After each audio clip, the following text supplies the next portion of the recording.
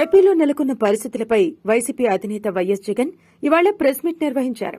ఎన్నికల ఫలితాలు వచ్చిన తర్వాత ఈ 52 రోజుల్లో రాష్ట్రంలో ఏం జరుగుతుందో ప్రతి ఒక్కరూ ఆలోచించాల్సిన అవసరం ఉందని, రాష్ట్రంలో హత్యలు, అత్యాచారాలు, ఆస్తుల ధ్వంసం యథేచ్ఛగా జరుగుతోందని, కేసు పెట్టడానికి పోలీస్ స్టేషన్కు వెళ్లే వారిపైనే కేసులు పెడుతున్నారని అన్నారు.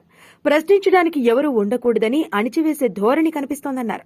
కాగా కొత్తగా ఏర్పడిన ప్రభుత్వం 12 నెలల బడ్జెట్ ప్రవేశపెడుతుందని, కానీ చంద్రబాబు ప్రభుత్వం 7 నెలల రెగ్యులర్ బడ్జెట్ కూడా ప్రవేశపెట్టలేని అధ్వాన్న పరిస్థితుల్లో ఉందన్నారు. ఓటాన్ అకౌంట్ బడ్జెట్ కూడా ప్రవేశపెట్టలేని పరిస్థితుల్లో ఉందని అన్నారు. రెగ్యులర్ బడ్జెట్ ప్రవేశపెట్టినందుకు చంద్రబాబు భయపడుతున్నారని అన్నారు. రెగ్యులర్ బడ్జెట్ పెడితే చంద్రబాబు ఇచ్చిన మోసపూరిత హామీలు బయటపడతాయనే భయం చంద్రబాబును వెంటాడుతోందని అన్నారు.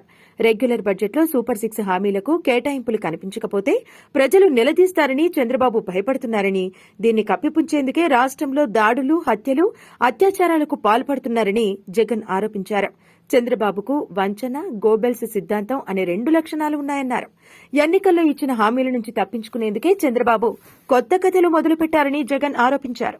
అందుకే రాష్ట్రం ఆర్థికంగా చాలా ఇబ్బందుల్లో ఉందని చెబుతున్నారని జగన్ విమర్శించారు. గతంలో వైసీపీ పాలనలో రాష్ట్రం 14 లక్షల కోట్ల అప్పుల పాలైందని చంద్రబాబు, ఎల్లో మీడియా ప్రచారం చేశాయని, అయినా ఎన్నికల ప్రచారంలో సూపర్ 6 హామీలు ఎలా ఇచ్చారని ప్రశ్నించారు. గతంలో 14 లక్షల కోట్ల అప్పులని ప్రచారం చేసిన చంద్రబాబు తాజాగా గవర్నర్తో 10 లక్షల కోట్లని చెప్పించడాన్ని జగన్ ఆక్షేపించారు. అప్పులపై గవర్నర్తో కూడా అబద్దాలు చెప్పించారని, ఈ విషయంలో చంద్రబాబును మందలించాలని ఆయనకు కూడా ఓ లేఖ రాస్తామని అన్నారు. అధికారంలోకి వచ్చాక దేశంలో కానీ రాష్ట్రంలో కానీ ఏ ప్రభుత్వం కూడా ఓటాన్ అకౌంట్ బడ్జెట్ ప్రవేశపెట్టలేదని గుర్తు చేశారు. చంద్రబాబు శ్వేతపత్రాల ద్వారా అబద్దాలు ప్రచారం చేస్తున్నారని, రెగ్యులర్ బడ్జెట్ పెడితే నిధుల కేటాయింపుల వివరాలన్నీ చెప్పాల్సి వస్తుందని, అందుకే పూర్తిస్థాయి బడ్జెట్ పెట్టకుండా చంద్రబాబు తప్పించుకుంటున్నారని అన్నారు.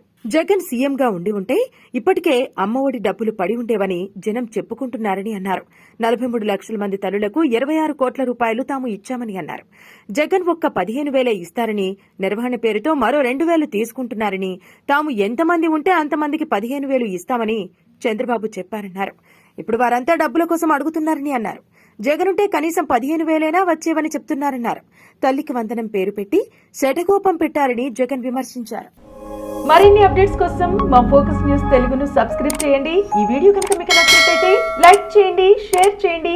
మీ విలువైన అభిప్రాయాలను కామెంట్ బాక్స్ లో తెలియజేయండి.